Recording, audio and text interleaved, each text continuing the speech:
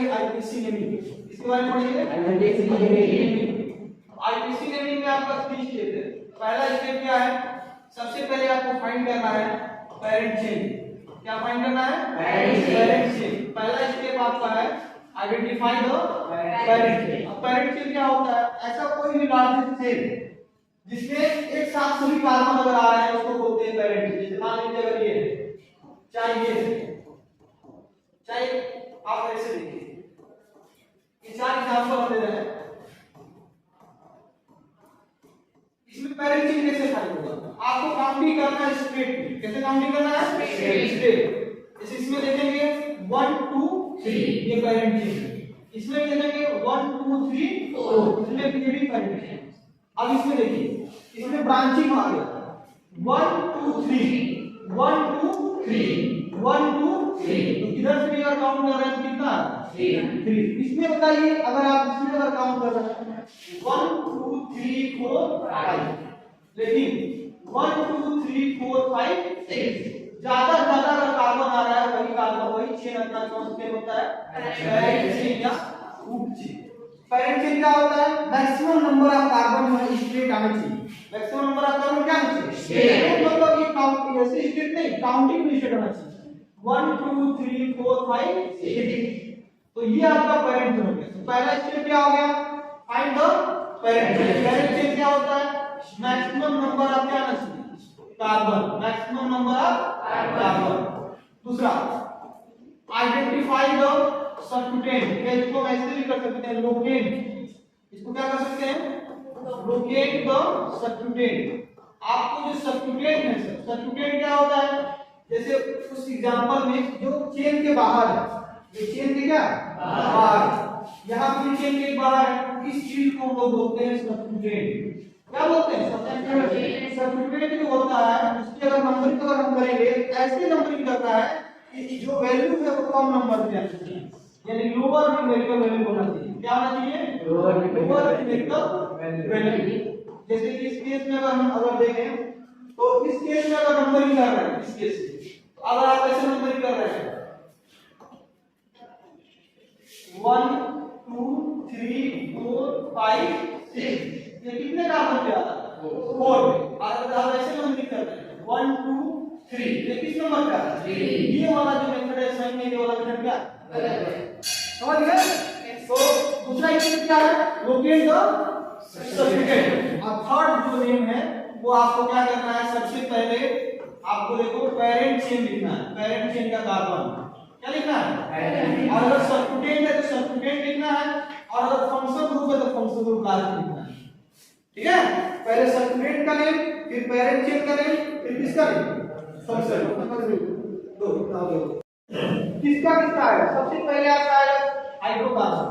पहला किसका आएगा, हाइड्रोकार्बन। हाइड्रोकार्बन में 2 है, सबसे पहला है आपका सैचुरेटेड हाइड्रोकार्बन। कौन सा हाइड्रोकार्बन, सैचुरेटेड हाइड्रोकार्बन। और दूसरा है आपका अनसैचुरेटेड। अनसैचुरेटेड में आपका 2 टाइप का है, डबल और ट्रिपल बॉन्ड। हां, डबल बॉन्ड वाले को क्या बोलते हैं, एल्कीन, और ट्रिपल बॉन्ड एल्काइन। और सैचुरेटेड में क्या होता है, यानी एल्केन होता है। अब इसमें इसके लास्ट में आपको यूज करना है ए। क्या यूज करना है, ए, सफिक्स ए यूज करना है। इसके लास्ट में क्या यूज करना है, ई, और इसके लास्ट में आई। ये आपका किसका होगा, हाइड्रोकार्बन। उसके बाद से जो मेन है दूसरा है आपका अल्कोहल। दूसरा क्या है, अल्कोहल। अल्कोहल के लिए जो ग्रुप है उसका नाम है OH। क्या नाम है, OH। और इसके लिए आपको बस एक वर्ड यूज करना है ऑल। ठीक है, फिर आपको इसके बाद से 3 कंपाउंड है, इसको हम बोलते हैं कार्बोनिक कंपाउंड। कौन सा कंपाउंड बोलते हैं, कार्बोनिक कंपाउंड में अपना 3 कंपाउंड है। क्या कंपाउंड है, 3। पहला कंपाउंड है एल्डिहाइड। दूसरा क्या है, बोलो जी, इसमें 3 कंपाउंड है। पहला कंपाउंड क्या है, एल्डिहाइड। पहला क्या है, एल्डिहाइड। दूसरा क्या है, कीटोन। और क्या है, सबसे मेन क्या है इसमें, सबसे मेन है इसका फंक्शनल ग्रुप। एल्डिहाइड का फंक्शनल ग्रुप होता है CH2। क्या होता है, कीटोन का होता है CO। कीटोन का क्या होता है CO। और कार्बोक्सिलिक एसिड का होता है COOH। अब एग्जाम में भूल जाते हैं। एग्जाम में देखो ध्यान से, समझ रहे हो जी? एग्जाम में सबसे मेन है कि आपको इन तीनों में जीरो रखना है। तीनों में क्या रखना है? जीरो। क्योंकि जिसमें जीरो होता है उसी को हम लोग बोलते हैं कौन सा कंपाउंड।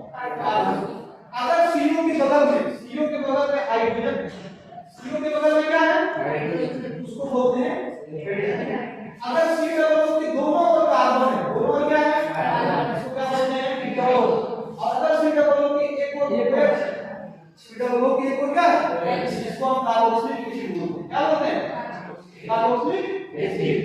तो अब इसका अगर आपको नंबरिंग करना है, मान लीजिए एग्जांपल ले रहे हैं, किसी भी एग्जांपल, जैसे मान लीजिए हमने एक क्वेश्चन लिखा CH3 एक हमने लिखा CH2 डबल बॉन्ड CH2 और एक हमने लिखा CH ट्रिपल बॉन्ड CH, एक हमने लिखा CH3 CH2 OH और भी questions CH3 CH2 CH2 CH3 C double O CH3 CH3 CH2 C double O।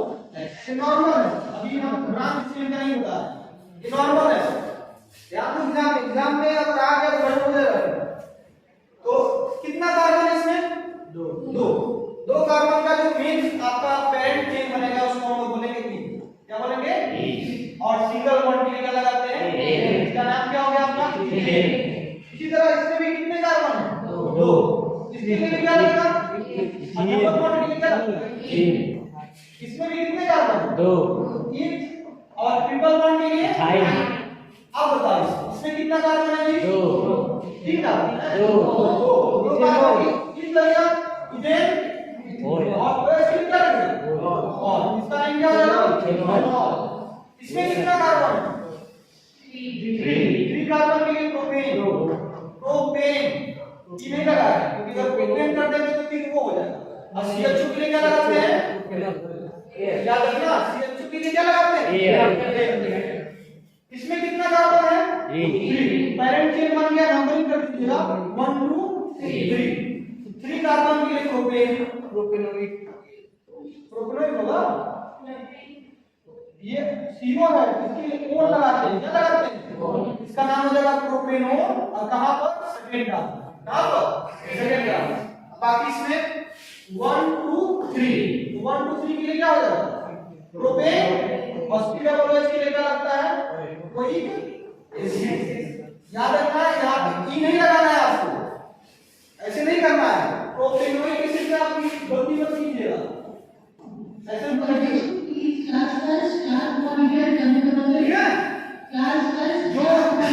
अगर ये लग गया तो पेज कभी एल्केन होगा। क्या हो गया? लेकिन एल्केन तो है, ये क्या है? कार्बोक्सिलिक। तो अभी जो चीज बताएं ध्यान से एक बार फिर से देखो। इसमें हमारे एग्जाम में क्लास 10 में बस आपका हाइड्रोकार्बन बनाएगा। हाइड्रोकार्बन में एसोसिएटेड में एल्केन मतलब सभी जगह सिंगल बॉन्ड, सभी जगह पे क्या है? Single bond. जहां पे सभी जगह पे सिंगल दिख गया लास्ट में क्या लगाना है? एल्कीन में जो है डबल बॉन्ड, एल्कीन में क्या लिखेगा? डबल बॉन्ड के लिए क्या लगाएंगे? ई। और एल्काइन में ट्रिपल बॉन्ड, एल्काइन में क्या लिखेगा? ट्रिपल बॉन्ड के लिए क्या लगेगा? फिर उसके बाद से अल्कोहल के लिए क्या लगेगा? OH। अल्कोहल में OH होगा और लगाएंगे हम क्या? OH। फिर आपका कार्बोनिक कंपाउंड में 3 टाइप का होगा, एल्डिहाइड, कीटोन, कार्बोक्सिलिक। एल्डिहाइड में CHO लगेगा क्या? हल। क्या लगेगा? हल। कीटोन में CO, इसके लिए क्या लगेगा? OH। और कार्बोक्सिलिक एसिड में COOH, इसके लिए क्या लगेगा? इसके अलावा जितना लिखे हैं, इसके अलावा आपको पहले ही बता चुके हैं, बस 2 ही आएगा। एक ये, इसका नाम क्या होता है आप लोग? और एक और इसी तरह से है, इसका नाम क्या है? और एक और आ सकता है, इसका नाम है हेलोएल्केन। क्या नाम इसका? हेलोएल्केन। हेलोएल्केन में कुछ नहीं होगा, नाम नहीं है। पहले हेलोजन का नाम लिखेंगे, पहले किसका नाम लिखेंगे? फिर एल्केन। मान लो क्वेश्चन आ गया आपका, मान लीजिए CH3 CH2 Cl या CH3 CH2 CH2 CH2 bromine. अगर कहीं पे भी हेलोजन आ रहा है, हेलोजन किसे कहते हैं? हेलोजन जो होता है लास्ट का सेकंड जो होता है, जो group chlorine, chlorine, bromine, iodine, ये जो ग्रुप है इस ग्रुप को हम लोग कौन सा ग्रुप बोलते हैं? हैलोजन। इसका नाम ये इस्तेमाल बस करेंगे तो फ्लोरीन, इसके नाम हो जाएगा फ्लोरो। क्या नाम हो जाएगा? फ्लोरो। फ्लोरीन इसका नाम क्या हो जाएगा? फ्लोरो। सबसे पहले इसका नाम यूज करते हैं प्रीफिक्स के रूप, किसके रूप में? यही आपका एक ऐसा ग्रुप है अपने सिलेबस में जिसका वर्ड हम सबसे पहले लिखेंगे, बाकी सब लास्ट में लगा रहे हैं। इससे पहले सब लास्ट में लगाए है ना, सब लास्ट में लगा रहे थे, लेकिन इसको हम सबसे पहले लगाएंगे। तो मान लीजिए आपका इसमें कितना कार्बन दिख रहा है? 3 कार्बन, 2 कार्बन है, ये हो जाएगा आपका फ्लोरो। क्या हो जाएगा? 2 कार्बन का क्या हो गया? एक हीथेन। इसमें ब्रोमो कितना कार्बन? 4 कार्बन ना, ब्रोमो क्या हो गया? तो जितना एक इसी में हो सकता है मैं सब बता दिया, ठीक है? इसको आप लोग एक बार नोट कर लीजिए। ये